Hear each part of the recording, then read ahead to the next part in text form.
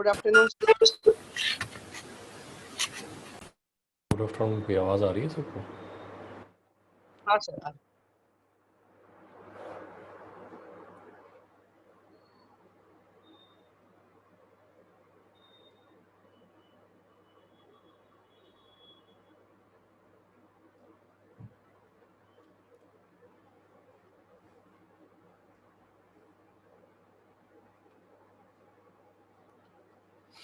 तो कल हमने लिमिटिंग फ्रिक्शन की बात कर ली थी स्टैटिक फ्रिक्शन में, है ना। हम लोगों ने कहा था कि स्टैटिक फ्रिक्शन 0 से लेके म्यू स्टैटिक n तक हो सकता है, जितनी ज़रूरत पड़ेगी उसके हिसाब से, है ना। तो इसके कुछ एग्जांपल हम लोग ले रहे थे, जैसे यहाँ देखते हैं।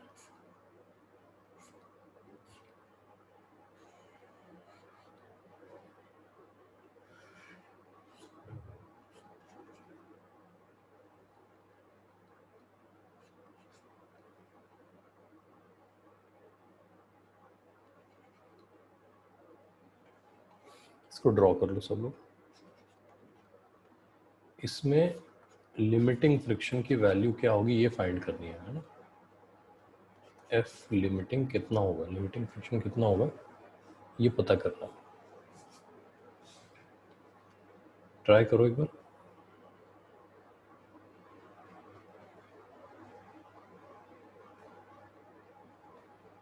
इसका फ्री बॉडी डायग्राम बना लेंगे। इधर क्या लगेगा?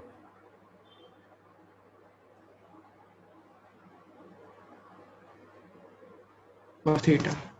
एफ कॉस थीटा, सही है। इधर क्या क्या लगेगा? F sine theta normal. इधर क्या लगेगा?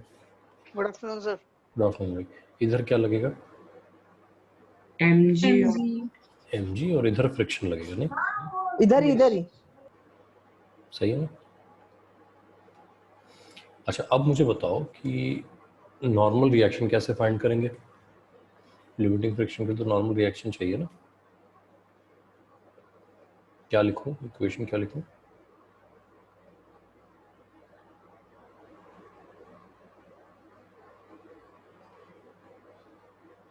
कोई भी। Sir normal into F sine theta minus M G is equal to 0। Normal into, sir वो दोनों एक ही साइड लग रहे हैं ना। तो इंटू थोड़ी होंगे बेटा, प्लस होंगे ना, प्लस होंगे।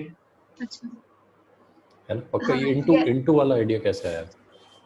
सॉरी। है ना, इंटू नहीं होते ना, फोर्सेस तो ऐड होती हैं। अगर एक से ज़्यादा फोर्सेस एक डायरेक्शन में है तो उनको ऐड कर देते हैं। तो हमारे पास हो गया n plus F sine theta. ये मिलके बैलेंस कर रहे हैं mg को। आप चाहो तो minus M G equal to 0 भी लिख सकते हो। तो यहाँ से n कितना आ गया अपने पास? n आ गया mg minus F sine theta, है ना। तो यहाँ से हमें देख के समझ में आ भी जाना चाहिए था कि सिंस ये जो हमारी अप्लाइड फोर्स है इसका एक अपवर्ड कंपोनेंट है, तो नॉर्मल रिएक्शन थोड़ा कम हो गया होगा, है ना। अगर किसी ऑब्जेक्ट के ऊपर अपवर्ड फोर्स लगता है तो नॉर्मल रिएक्शन क्या हो जाता है? कम हो जाता है। अगर डाउनवर्ड फोर्स लगता है तो ज़्यादा हो जाता है। एनीवे, तो अभी n equal to M G minus F sine theta आ गया। इसका मतलब लिमिटिंग फ्रिक्शन की वैल्यू कितनी हो गई? ये हो गई mu static times M G minus F sine theta. इसको नोट कर लो एक बार, फिर आगे बात करते हैं।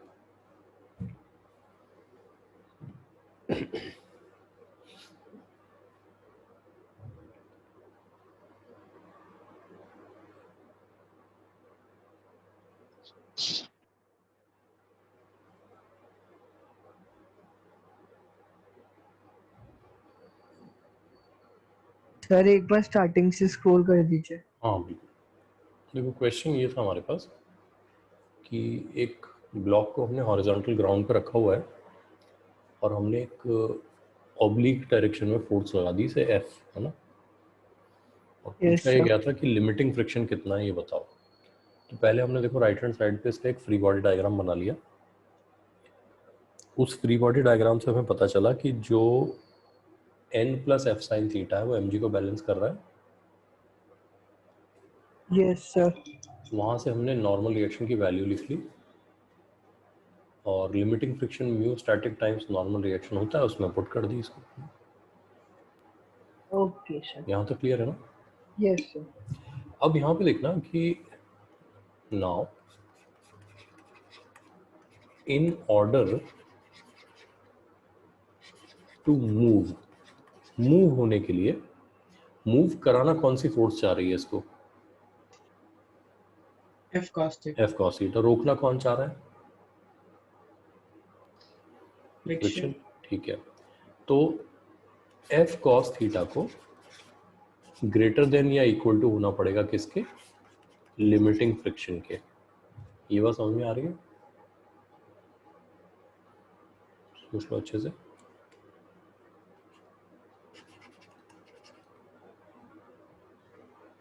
क्लियर? ये पॉइंट क्लियर है कि जो फोर्स चलाना चाह रही है उसको लिमिटिंग फ्रिक्शन को ओवरकम करना पड़ेगा।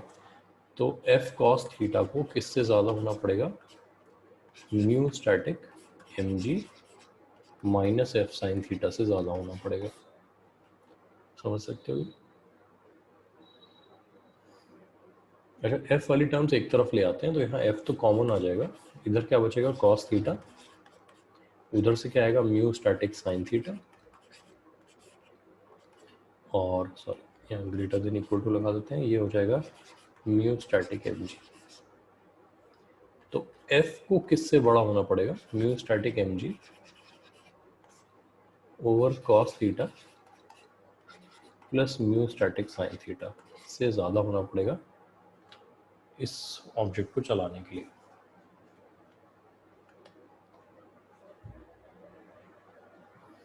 यहाँ तक नोट कर लो, फिर आगे चल के इसी क्वेश्चन का एक और पार्ट है जो हम फिर सॉल्व करेंगे, उसमें थोड़ी डिफरेंशिएशन करना पड़ता है, वो आगे चल के करेंगे।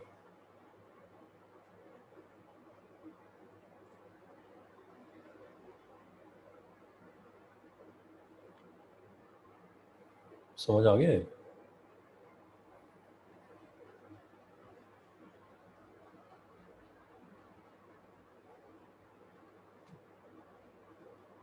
Yes sir. अगर ये समझ आ गया तो नेक्स्ट क्वेश्चन अपने आप से ट्राई करना है। देखो,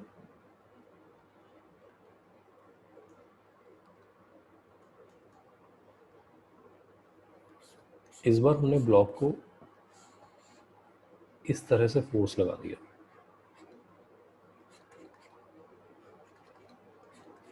थीटा ऐसे, है ना? फोर्स इस बार पुश करते हुए ऑब्लिकली पुश कर रहे हैं, वही म्यू स्टैटिक दिया हुआ है। आपको सेम काम करना है, एफ किससे ज़्यादा होना चाहिए ये सॉल्व करना है, जैसे हमने पहले किया था। ट्राई करो एक बार। बेसिकली हमें बताना है कैपिटल एफ की कितनी वैल्यू हो कि ऑब्जेक्ट स्टार्ट्स मूविंग, मूव होना शुरू हो जाए। इसके लिए एफ को कम से कम कितना होना पड़ेगा?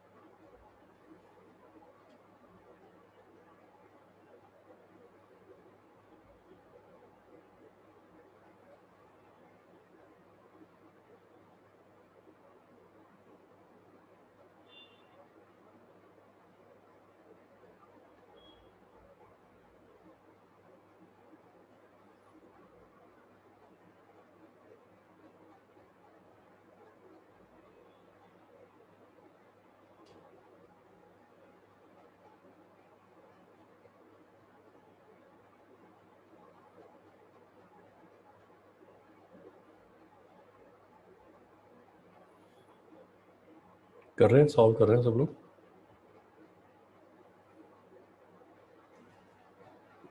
Yes sir. Free body diagram बना लिया है? Yes sir. इधर क्या लग रहा है? F cos theta. इधर क्या लग रहा है? Normal. इधर क्या लग रहा है? F sin theta and mg. ठीक है, इधर फ्रिक्शन लग रहा है, सही है। नॉर्मल रिएक्शन की वैल्यू क्या आ रही है? F sin theta plus mg. बिल्कुल सही, mg plus F sine theta. तो इससे लिमिटिंग फ्रिक्शन की वैल्यू कितनी आ गई?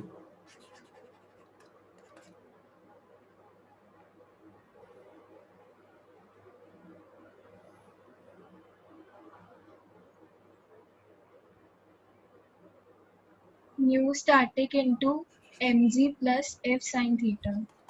बिल्कुल सही। अच्छा, अब इन ऑर्डर टू मूव किसको किससे ज़्यादा होना पड़ेगा? F cos थीटा को ज्यादा होना पड़ेगा F लिमिट से। बिल्कुल।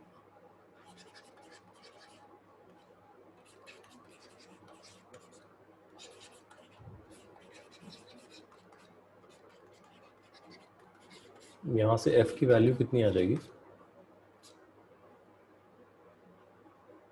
Mu static upon mu static mg upon Mu cos static theta. cos theta minus mu sin theta. बिल्कुल सही, बिल्कुल सही। अच्छा, इस एक्सप्रेशन को इस वाले एक्सप्रेशन से कंपेयर करो। अगर सब कुछ सेम है, वही म्यू स्टैटिक है, वही m है, वही थीटा है, किस केस में, in which case more force is required? Force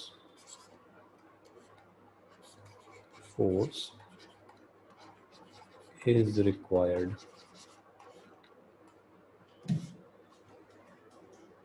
किस केस में ज़्यादा फोर्स ज़रूरी है चलाने के लिए? और नीचे वाले में। नीचे वाले में, ठीक है ना? तो आंसर है पुश वाले केस में, है ना? पुश, यानी अगर हमें पुश या पुल का ऑप्शन दिया जाए एक ऑब्जेक्ट को चलाने के लिए, तो इजियर ऑप्शन कौन सा है? पुल करने वाला। ठीक है ना? ये आप वैसे भी देख सकते हो, आपने वो क्रिकेट पिच को रोल करने वाले रोलर देखे हैं? वो क्रिकेट पिच को रोल करने के लिए होते हैं ना, उनमें यस सर। इस तरह के शेप के होते हैं वो। इनको दो तरह से चला सकते हो आप। देखो, एक इनको चलाने वाला ऐसे चला सकता है, ऐसे। ये क्या करके चला रहा है, पुश करके या पुल करके?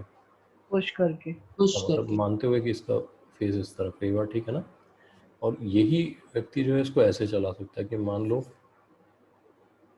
इसका फेस उस तरफ है ना? तो अब ये कैसे चलाएगा?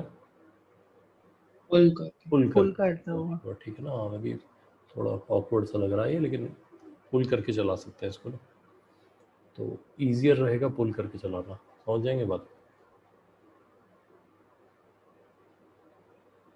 ठीक है, और देखते हैं, और एग्जांपल लेते हैं।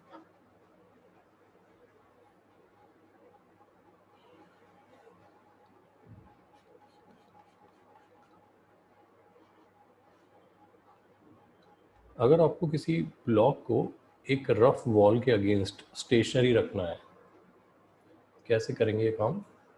इस ब्लॉक को वॉल के अगेंस्ट स्टेशनरी रखना है, स्लिप नहीं होने देना है नीचे, तो इस ब्लॉक के ऊपर फोर्स लगाना पड़ेगा हमें।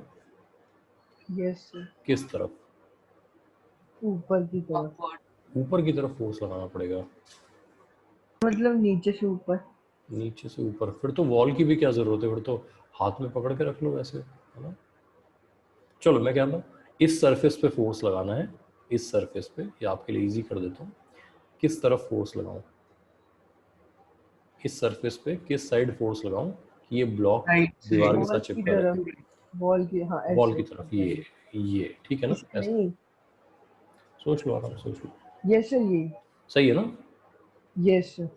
है ना? तो ये काम करके देख सकते हो, कोई चीज़ लो, दीवार के साथ चिपका के रखने की कोशिश करो, यही करना पड़ेगा आपको, है ना? अच्छा, इसमें which is the force that is trying to pull the block down?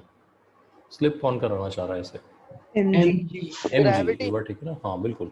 तो फ्रिक्शन क्या कर रहा है, उसी को रोकने की कोशिश कर रहा है। फ्रिक्शन जो यहाँ से लग रहा है, फ्रिक्शन उसी को रोकने की कोशिश कर रहा है ऐसे, है ना? अच्छा, यहाँ से दीवार क्या लगा रही है इसको? नॉर्मल रिएक्शन, ये बात ठीक है। Sir normal force. इसका मतलब इस बार नॉर्मल रिएक्शन का mg से कोई लेना देना नहीं है। नहीं है। कई बार होता है पढ़ते पढ़ते ये गलतफहमी लोगों के दिमाग में बैठ जाती है कि नॉर्मल रिएक्शन mg पर डिपेंडेंट है। नहीं यार, हॉरिजॉन्टल सरफेस पर रखा हो तो mg पर डिपेंडेंट है, इंक्लाइंड सरफेस पर रखा हो तो mg cos थीटा पर डिपेंडेंट है, दीवार के साथ रखा हो तो mg से कोई लेना देना ही नहीं। बात समझ गए कि नहीं? ठीक है, तो यहाँ पे जितना f हम लगाएंगे सीधे सीधे उतना नॉर्मल रिएक्शन हो जाएगा, F इक्वल टू n।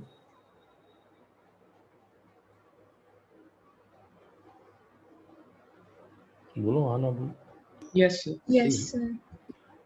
इसका मतलब ये हुआ हम जितना टाइट ग्रिप चाहते हैं दीवार के ऊपर, उतना जितना ग्रिप बनाना चाहते हैं उतना ज़्यादा पुश कर सकते हैं इसको अगेंस्ट द वॉल, राइट। इसका मतलब अब जो लिमिटिंग फ्रिक्शन हुआ हमारा, लिमिटिंग फ्रिक्शन वो म्यू टाइम्स n यानी म्यू टाइम्स f होगा। क्या कहते हो?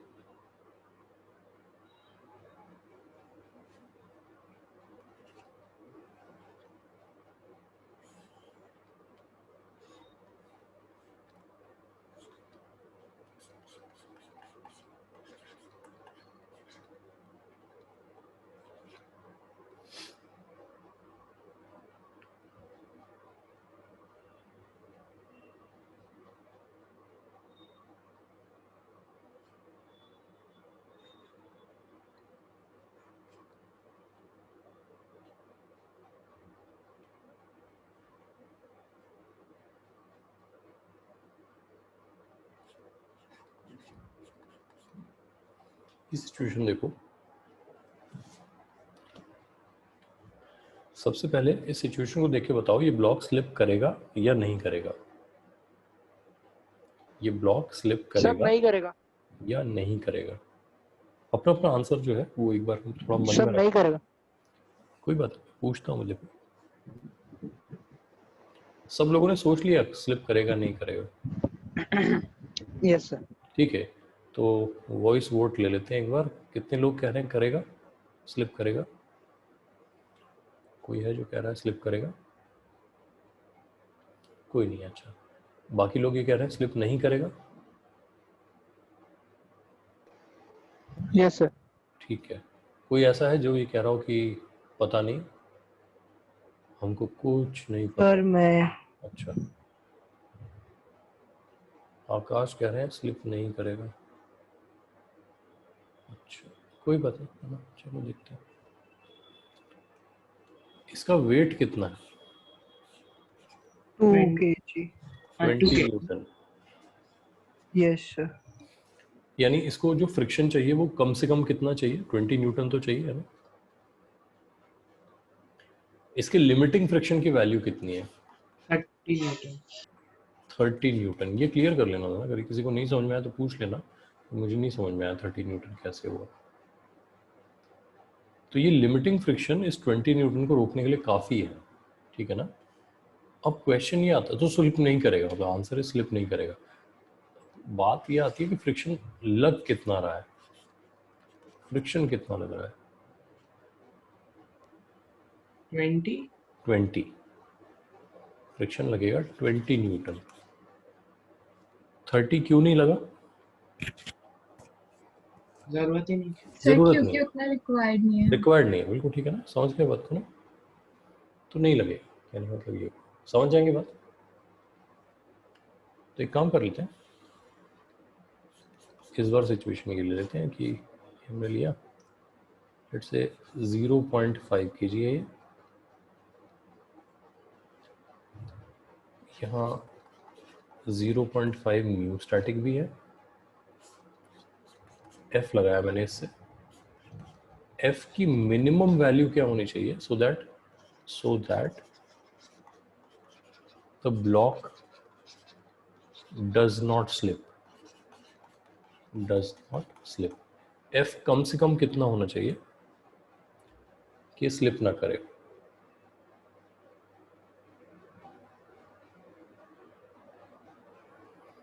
हमारा लगाया हुआ F कम से कम कितना होना चाहिए कि ये 0.5 kg का ब्लॉक स्लिप ना करे? 10. Sir 10 Newton. 10 न्यूटन, बिल्कुल ठीक है, एकदम सही है। किसी को नहीं समझ में आया 10 न्यूटन कैसे हुआ? तो प्लीज पूछ लें 10 न्यूटन। सर मेरे को नहीं आता समझ में? इसका वेट बताओ कितना है? Sir 5 Newton. 5 न्यूटन। इसका मतलब मुझे लिमिटिंग फ्रिक्शन जो चाहिए वो 5 न्यूटन चाहिए। भाई मिनिमम अगर लगाएंगे तो लिमिटिंग तक बात पहुंच ही जाएगी, है ना? Yes sir. अच्छा, तो लिमिटिंग फ्रिक्शन इसका मतलब ये हुआ कि F इंटू 0.5, वही जो आप F लगाओगे वही नॉर्मल रिएक्शन बनेगा। तो N बराबर F हो गया, तो N इंटू 0.5 ये आपका हो गया। इसको किससे ज़्यादा होना है? 5 न्यूटन से ज़्यादा होना है। तो F को किससे ज़्यादा होना है? 10 न्यूटन से ज़्यादा होना है। ये बात समझ गए कि नहीं? Yes sir. क्लियर है एकदम? हाँ सर आ गया। और देख लेते हैं।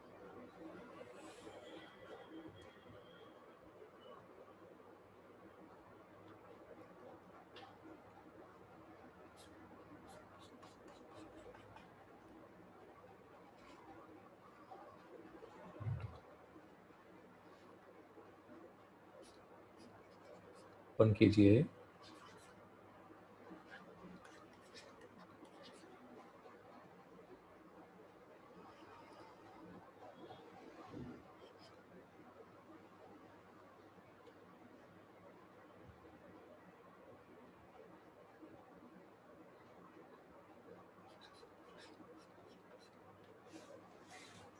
स्लिप हो रहा है या नहीं हो रहा है?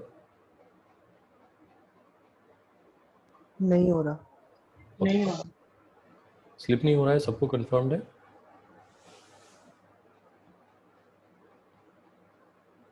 ठीक है। Yes sir. अब आपको बताना है कि एक एडिशनल वेट मैं इस पर रख देता हूँ। देखो ये वेट दीवार को टच नहीं कर रहा है, सिर्फ ऊपर रख दिया गया है। ये M बोल देता हूँ इसको।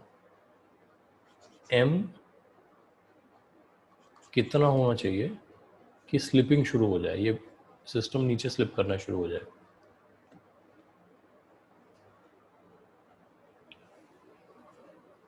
M कितना होना चाहिए कि अब ये स्लिप होना शुरू हो जाए?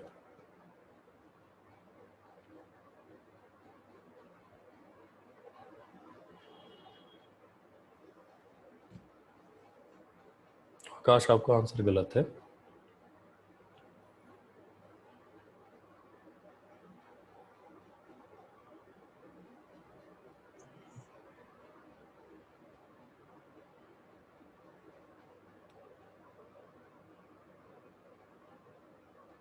पर 6 न्यूटन से ज्यादा होना चाहिए।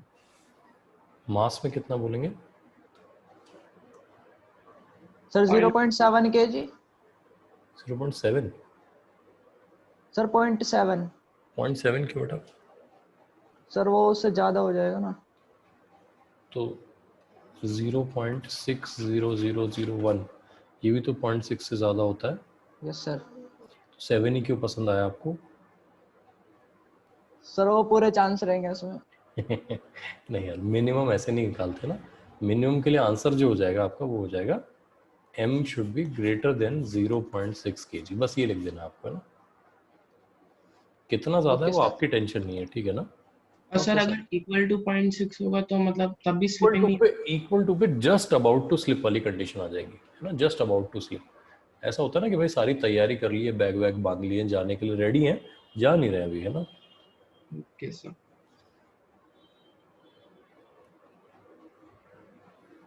समझ जाओगे? Yes sir.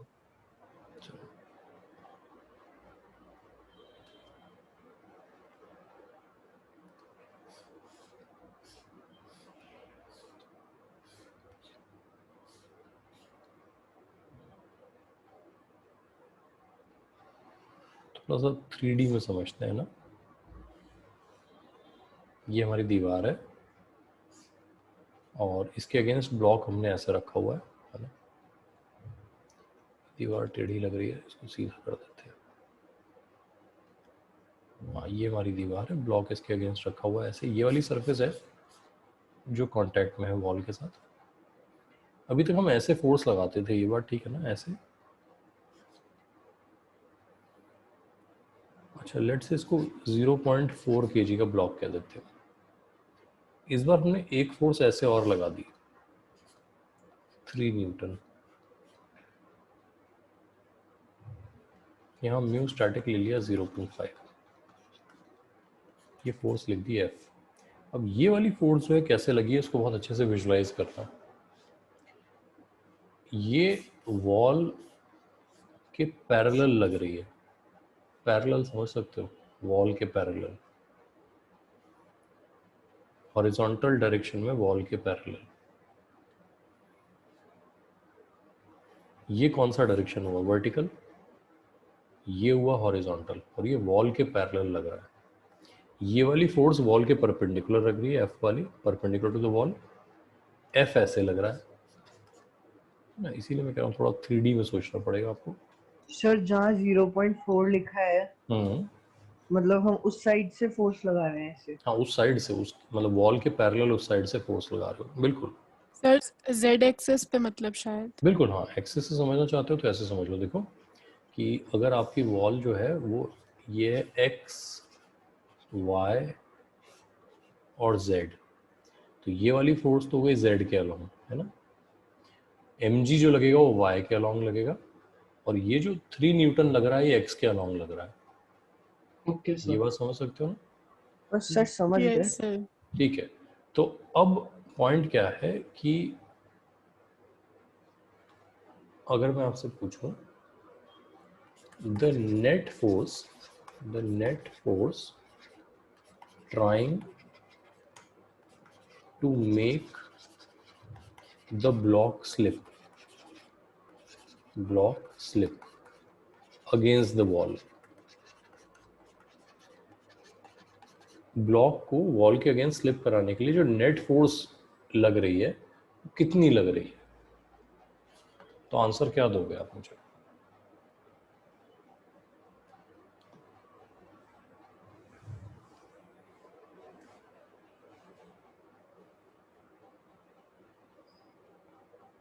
सोच समझ कर देखो, जब हमने ये 3 न्यूटन नहीं लगाया था तो ब्लॉक की टेंडेंसी टू स्लिप किस डायरेक्शन में थी, ये एक्स वाई जेड में ही बता सकते हो आप मुझे। Sir downward.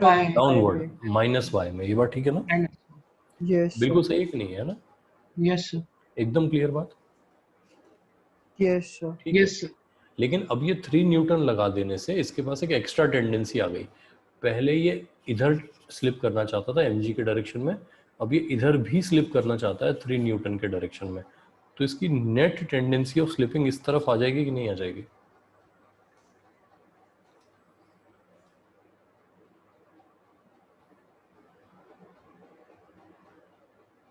क्या कहते हो, यस सर। ठीक है ना।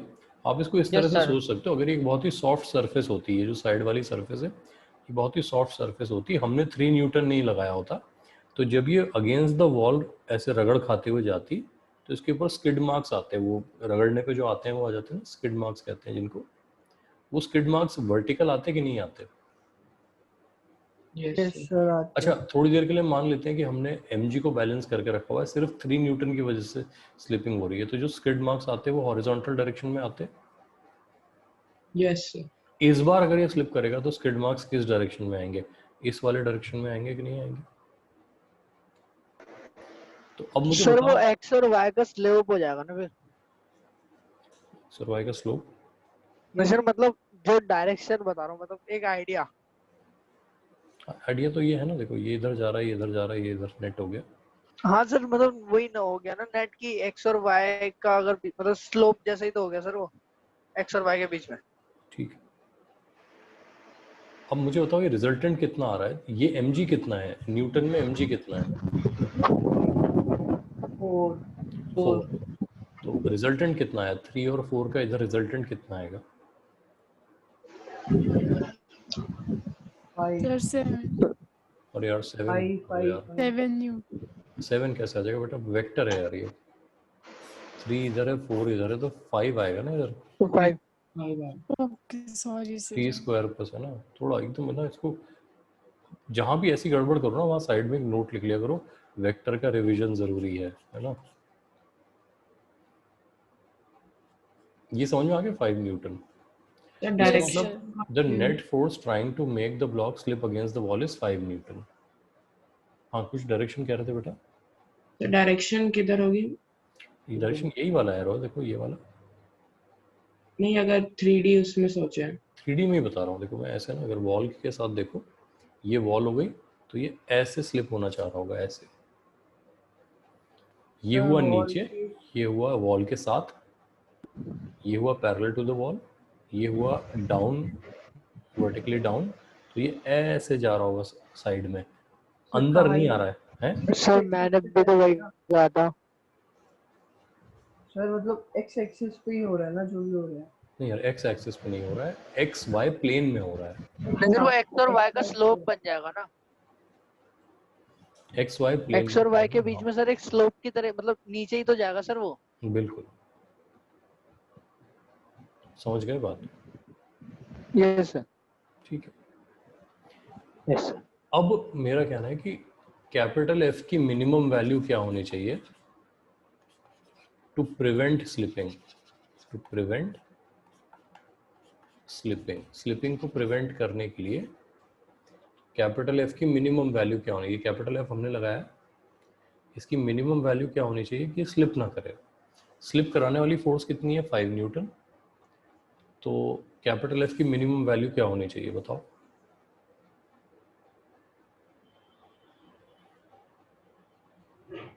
म्यू स्टैटिक गिवन है आपको,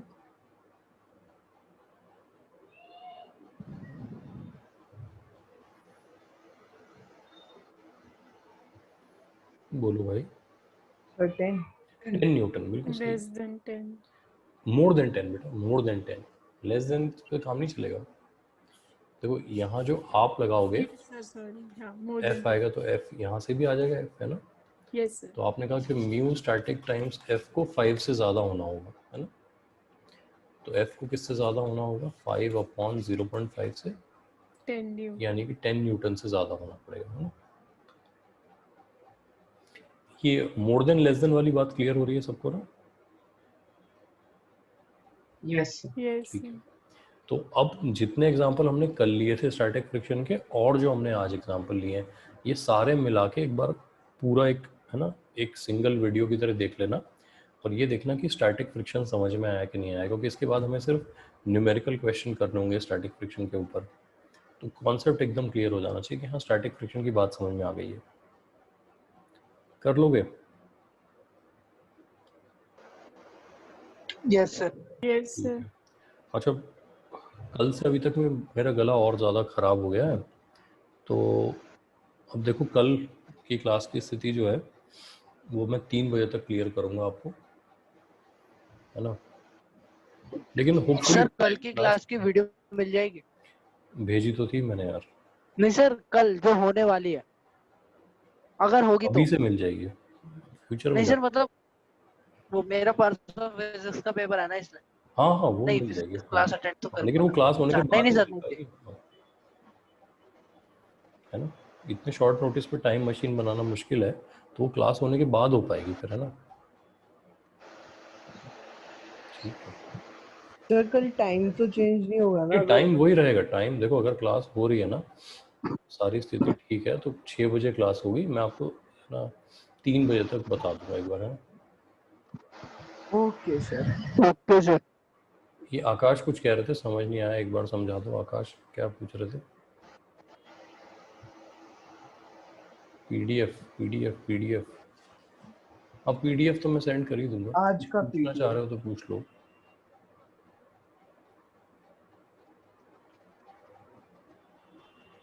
ठीक है जी, चलो, है ना? तो मैं भेजता हूँ फिर आपको। Thank you.